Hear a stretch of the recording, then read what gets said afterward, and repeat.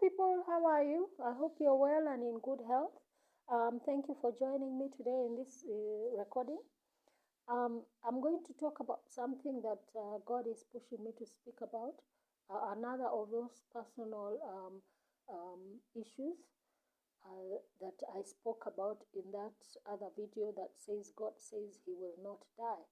But now this happened in an earlier, some earlier, maybe 2020. It was early, a few years earlier than what I recorded in that particular video. This was on 22nd of June 2020.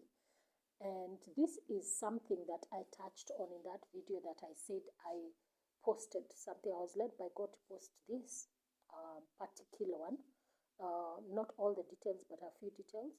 And I skipped out his name. I was told to post it on Facebook and warn anybody because this judgment will touch anybody. It was not just our personal family or personal business God was dealing with, but it was just an experience that I needed to share with everybody.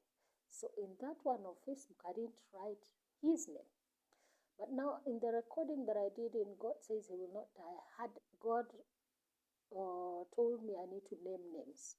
Okay, because these are prophecies and they have to be recorded so that when they come to pass, the times that they are decreed to come to pass, and in the details that they are written to be, that they'll come to pass in, that God's name, God will be glorified in everything. Basically, that's why He gives messages of prophecies and all that, to glorify Himself, especially when they come to pass. So, this time, it was in the evening, and we were just we were with my brother in the room, in the sitting room. Okay, let me repeat that again. This evening, it was around actually 10 o'clock at night.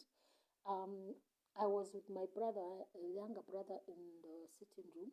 I think we were watching TV. I'm not sure, but at some point I was going through my WhatsApp messages from our firstborn brother. He's our firstborn, and I was watching all these messages. He had written I don't know how many messages, and they were all accusatory. Like accusing me, accusing us, both of us. But mainly, I was the one now who was been accused of so many things, walking in the spirit of Jezebel, and just, it was very tiring because this had been there for a while, and he was accusing us. Oh, we were attacking his family, and I asked myself, where were we attacking his family? In what way? Is it his family or me? I was just responding to him. So where did his family come in? Because now I was asking God, where are all these accusations coming from? Half of what he's writing, I don't even understand when it happened, how, unless I was dead, or and my body was being used to do all these things, or I was asleep and things were happening around me and I didn't know. But half of the time, half of the things that he was accusing me of in front of all our other siblings, because it was a family a family, what do you call them? A family channel. I can't remember the word, imepotea. It's disappeared from my mind. Anyway, we had opened a family chat, and so he was accusing me of these things. And in fact, at some point, God told me, save all these messages. Do not, never respond to them, but save them. Because these are evidences in the future of what he said that is not true. When things happen, there will be these things will be needed to reveal the things that he has said. So I usually used to just read them and just not respond. God had refused us from, as I said, from responding. So I started feeling, in fact, here I started, let me read what I wrote. I said, I wanted to reply to his post, but my finger, my thumb in particular, on my right hand was pressed hard That's how God sometimes deals with me. It was pressed hard, so hard, to prevent me from pressing the phone keys to send this message that I had written. As usual, I didn't see who was pressing my finger to prevent me from continuing, but I suspect it's always an angel, just like the other times that my hand and fingers have been prevented from doing the same on the phone in other times. Then I started reacting as I started crying, and it went on for some minutes. Although I had already informed my brother before, or my young brother that was there, I'd already informed him that I was hearing that we need to pray when I started crying. But now this crying could not stop. And I put the phone aside, and I told the Lord, actually, I asked the Holy Spirit, please reduce this crying, so that you're telling me to inform my brother we need to pray. Please reduce this crying so that I can inform him that we need to pray, and so that we can wait on you. So I had the crying reduce. So I was able to talk to him, and I told him God is instructing us to stop what we are doing and pray for our brother, our firstborn brother, right now. And we're being told we need to intercede for him immediately. Okay? So as I was talking to him, I was not looking at him, but now when I faced him in the middle of telling him all this, I found my brother was already on his knees. The Lord was already talking to him and telling him to kneel down and wait and ask God what it is on his knees. So when that happened, now when I saw him on his knees, I just finished relating what I was being told, what I read to you. And then we waited on the Lord to find out what all this crying and all this kneeling and talking to us was about. And then another thing, I knew in my spirit that this crying would not end until we both prayed out loud whatever we were supposed to. And I asked the Holy Spirit then to stop, to either reduce the crying or stop the crying so that we obey. So I also pray with my brother, because I couldn't pray loudly, because he was saying we need to pray loudly, to plead loudly whatever we are. And now I could tell my brother what we were being told to pray. So again, the crying reduced, because it had started again after I talked to my brother the first time, and then it had increased, and then now it stopped. Now it stopped. It didn't decrease. It just stopped. And then I told my brother, do you know, this will not end. This crying will not end until we start prayer. We will start praying out loud. It's an intercession of intensity before the Lord. This cry will keep getting more intense until we do as the Lord wants. Okay? So he started interceding loudly, because we had already been told, I had informed him that we are supposed to intercede for our brother. So he started praying out, interceding loudly. And then again, the crying started. Although this time it wasn't as intense as it had gotten before, it even began to decrease after a short while, which enabled me now to join my brother in prayer. So I don't know why it kept increasing and decreasing at that time. Okay. And then the Lord gave us more instructions on the prayers, and I started speaking out loud what God was instructing us. I said, we are being instructed to petition the Lord in the courtroom of heaven for mercy for our brother. And I mentioned his name, and a stay of execution against death. Okay. So now, after I just wrote here, after the session, I googled online and read that this means a temporary stop of judgment of execution for one about to be executed or killed as judgment for one's guilt of sin or wrongdoing. Okay. And then at some point I started seeing a vision. And this vision I started seeing, I explained to my brother later. I began to see an axe being held at a tree trunk. In fact, at the bottom of a tree trunk. I didn't see the hand holding it, and the image was still, it was a still image, not a moving vision. Okay?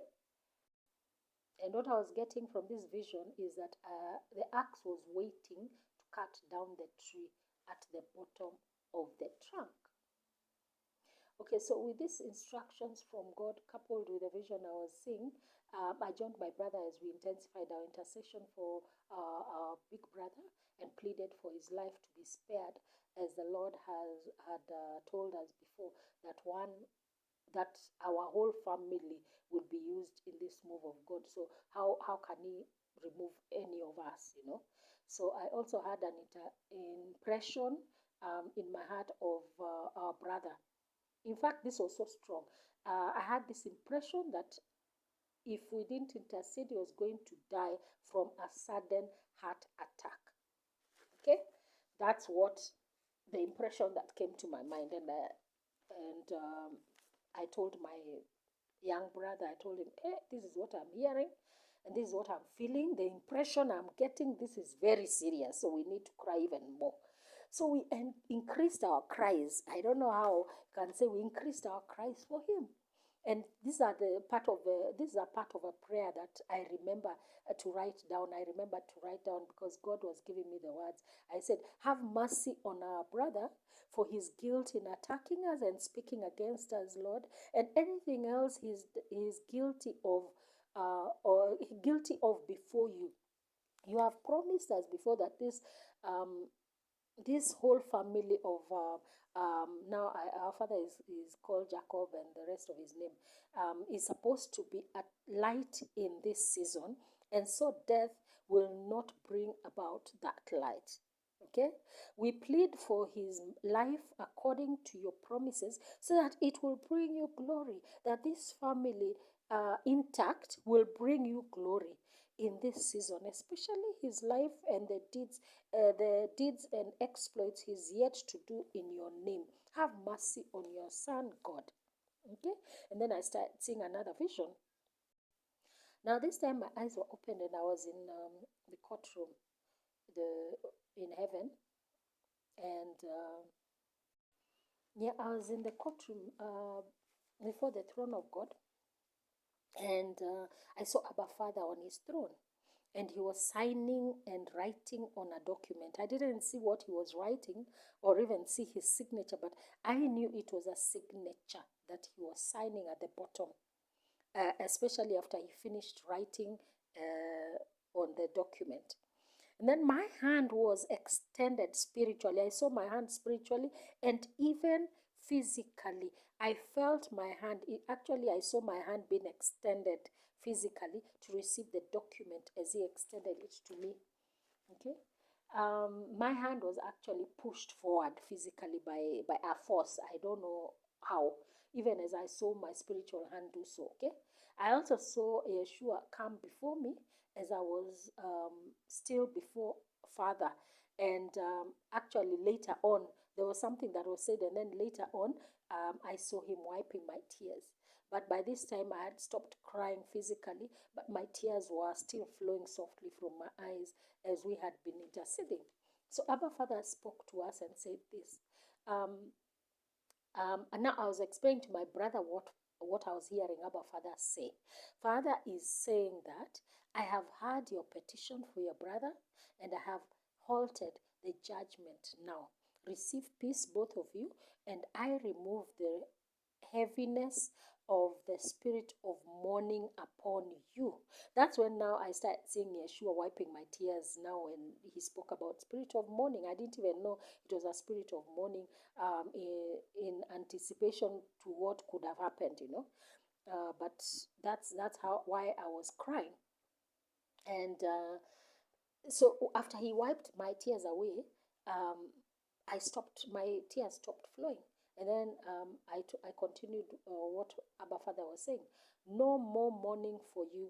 I give you peace, peace, peace. Okay? So after this, The uh, Abba Father, Yeshua, and Holy Spirit spoke to us separately, as in like one after the other. But I was not able to, by the time now I was recording this, I was not able to remember who said what.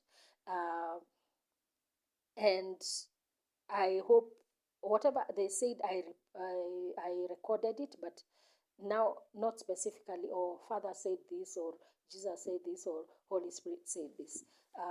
But I hope I'll get everything. I got everything that was said, because as I said, I recorded this much later afterwards.